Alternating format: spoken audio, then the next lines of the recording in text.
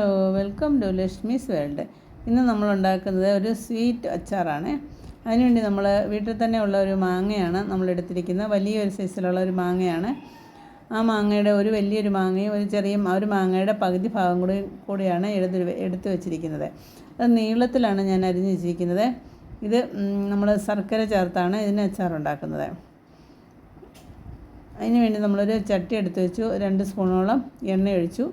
ഇനി നമ്മൾ അരിഞ്ഞു വെച്ചിരിക്കുന്ന മാങ്ങ അങ്ങ് ഇട്ട് കൊടുക്കുകയാണ്. ഈ മാങ്ങ ഈ എണ്ണയിൽ ചെറുതായിട്ടൊന്ന് വഴറ്റിയെടുക്കണം. ഒന്ന് സോഫ്റ്റ് ആകാൻ വേണ്ടിയാണ് അങ്ങനെ വഴറ്റുന്നത്. നമ്മൾ ശർക്കര ചേർത്ത് കഴിയുമ്പോൾ പിന്നെ ഇത് മാങ്ങയൊന്നും അങ്ങനെ വേകാതെ നല്ല കട്ടിയായിട്ട് തന്നെ കിടക്കും. അതുകൊണ്ടാണ് ഇങ്ങനെ ആദ്യം ഒന്ന് ചെറുതായിട്ടൊന്ന് സോഫ്റ്റ് ആക്കുന്നത്. അതിന് സ്വല്പം മഞ്ഞൾപ്പൊടി ഇട്ട് കൊടുത്തു. വീണ്ടും നമ്മൾ എണ്ണയിൽ അത് ഇടയ്ക്കിടയ്ക്ക് ഒന്ന് ഇളക്കി ഇങ്ങനെ ഒന്ന് സോഫ്റ്റാക്കി ഒന്ന് വേവിച്ചെടുക്കണം. പകുതി ഒന്ന് വെന്ത് കിട്ടണം. അതാണ് അതിൻ്റെ പരുവം.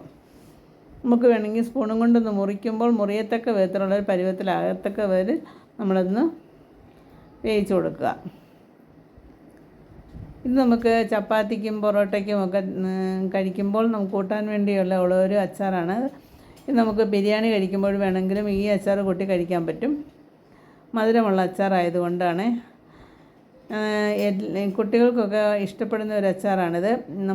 എൻ്റെ വീട്ടിലെ എൻ്റെ 2 കുട്ടികൾക്കും ഇഷ്ടമുള്ള ഒരു അച്ചാർ തന്നെയാണ് ഇത്. അതിനകത്ത് നമ്മളൊരു 1/4 ടീസ്പൂണോളം കരിഞ്ജീരകം ചേർത്തു. ഇപ്പോൾ ഞാൻ ചേർത്തുകൊണ്ടിരിക്കുന്ന കൂട്ട് ഞാൻ പിന്നെ ഇടയ്ക്കൊന്ന് കാണിച്ചു തരാം. ഞാനത് കൂട്ടിടിച്ച് വെച്ചിരിക്കുന്നതാണ്. ആ കൂട്ടും അതിൻ്റെ കൂടെ സ്വല്പം മുളക് പൊടി, ഒരു 1.5 സ്പൂൺ മുളക് പൊടിയും കൂടെ ചേർത്ത് ഇട്ട് കൊടുത്തു. ഇനി നമ്മൾ നല്ലപോലെ മുളകും മസാലയെല്ലാം ഒന്ന് പിടിക്കുന്നത് വരെ നമ്മളൊന്ന് ഇളക്കി കൊടുക്കുക. മാങ്ങ ഒന്ന് സോഫ്റ്റായി കഴിയുമ്പോഴാണ് നമ്മൾ ഈ അച്ചാറിൻ്റെ വേണ്ടിയുള്ള മസാലപ്പൊടികൾ ഇട്ട് കൊടുക്കേണ്ടത്. ഇനി മസാലപ്പൊടി എങ്ങനെയാണ് ഉണ്ടാക്കുന്നതെന്ന് ഞാൻ കാണിച്ചു തരാം. അതിന് വേണ്ടി നമ്മളൊരു ചട്ടി എടുത്ത് വെച്ച് അതിലേക്ക് ഒരു 1.5 സ്പൂണോളം മല്ലിപ്പൊടി, 1/4 ടീസ്പൂണോളം ഉലുവ, 1/4 ടീസ്പൂൺ ജീരകം, 1/4 ടീസ്പൂൺ പെരിഞ്ജീരകം, പിന്നെ 1 ടീസ്പൂണോളം കടുക്, ഇത്രയും ചേർത്ത് നല്ലതുപോലെ മൂപ്പിച്ചെടുക്കുക. എന്നിട്ട് നമ്മൾ മിക്സിയിലൊന്ന് നല്ലപോലെ പൊടിച്ചെടുത്ത് കൊണ്ടുവരണം. ആ മസാലയാണ് ഞാൻ മുളകിൻ്റെ കൂടെ ഈ മാങ്ങയിൽ ചേർത്ത് കൊടുത്തത്. ഇനി നമ്മൾ ഈ മസാല ഒന്ന് ചെറുതായിട്ട് നല്ല മൂക്കുന്നത് വരെ നമ്മളൊന്ന് ഇളക്കി കൊടുക്കണം. ഇത് കഴിഞ്ഞ് ഞാൻ ശർക്കര ഉരുക്കി വെച്ചിരുന്ന ഒരു കപ്പോളം ശർക്കരയാണ് ഇതിനകത്ത് ഞാൻ ചേർത്ത് കൊടുക്കുന്നത്. ശർക്കരയ്ക്ക് പകരം പഞ്ചസാര വേണമെങ്കിലും ചേർത്ത് കൊടുക്കാം. ഞാനിത് ശർക്കര ഉരുക്കി വെച്ചിരുന്ന ശർക്കര അരിച്ച് വെച്ചിട്ടുണ്ടായിരുന്നു. അതാണ് ഞാൻ ഇതിനകത്ത് ചേർത്ത് കൊടുക്കുന്നത്. ഇത് മസാലയെല്ലാം ഒന്ന് മൂത്ത് കഴിയുമ്പോൾ നമുക്കതിനകത്ത് ഉരുക്കി വെച്ചിരിക്കുന്ന ശർക്കരയും കൂടെ ചേർത്ത് കൊടുക്കണം. ഈ സമയം നമ്മുടെ മാങ്ങ ഇപ്പോഴും ഹാഫ് മാത്രമേ വെന്തിട്ടുള്ളൂ, മുഴുവൻ വെന്തിട്ടില്ല. ആ സമയത്ത് വേണം നമുക്ക് ശർക്കര ചേർക്കേണ്ടത്.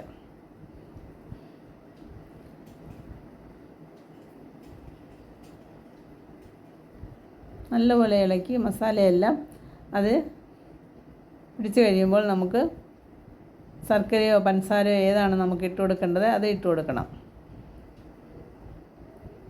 സമയത്ത് ഉപ്പ് ആവശ്യത്തിനുള്ള ഉപ്പും കൂടി ചേർത്ത് കൊടുക്കണം. ഉപ്പൊക്കെ നമുക്ക് വേണമെങ്കിൽ നോക്കിയിട്ട് വീണ്ടും ചേർത്ത് കൊടുക്കുക. ഇതൊരു പുളിയും മധുരവും എരിവും എല്ലാം ഉള്ള ഒരു അച്ചാറാണിത്. ഇത് കൂട്ടി നമുക്ക് റൊട്ടിക്ക് നല്ല ഒരു അച്ചാറായിരിക്കും. സൈഡ് ഡിഷായിട്ട് നമുക്ക് യൂസ് ചെയ്യാം.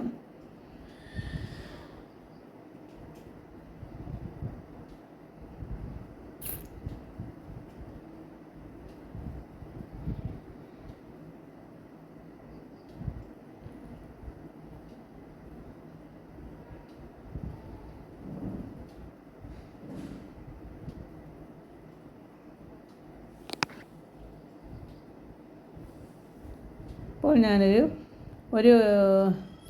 സ്പൂണല്ലാത്ത ചെറിയ തവിയാണല്ലോ, അതിനൊരു തവിയോളം വിനാഗിരിയാണ് ആദ്യം ചേർത്ത് കൊടുത്തത്. പിന്നെ നമ്മൾ ഉരുക്കി വെച്ചിരുന്ന ശർക്കരയും കൂടെ ചേർത്ത് കൊടുത്തു. ഇനി നമ്മൾ ആ ശർക്കരയിൽ കിടന്ന് നല്ലപോലെ ഒന്ന് തിളച്ച് ഒന്ന് പറ്റണം. അത്രയും നേരം കൂടി ഒന്ന് അടുപ്പിലിട്ട് ഒന്ന് ഇടയ്ക്കിളക്കി അത് ഒന്ന് കുറുകി വരണം. ആ സമയത്ത് നമുക്ക് ഓഫ് ചെയ്യാം.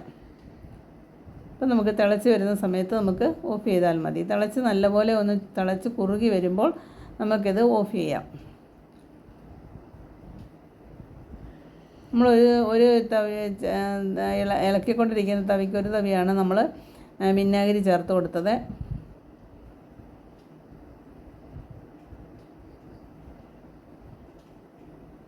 സ്വല്പം കൂടി നമ്മൾ ചേർത്ത് കൊടുത്തു.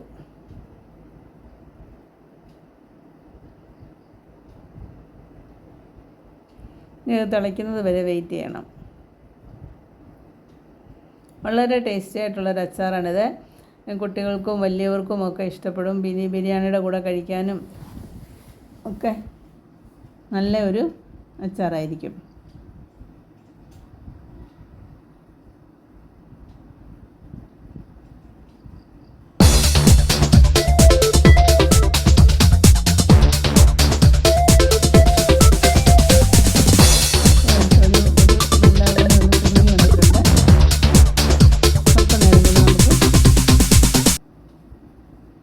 ഇരുന്നിട്ട് നമുക്ക് ഓഫ് ചെയ്യാം.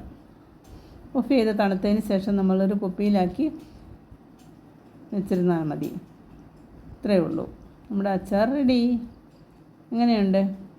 വളരെ ടേസ്റ്റി ആയിട്ടുള്ള സ്വീറ്റ് പിക്കിൾ റെഡി. ഓക്കേ.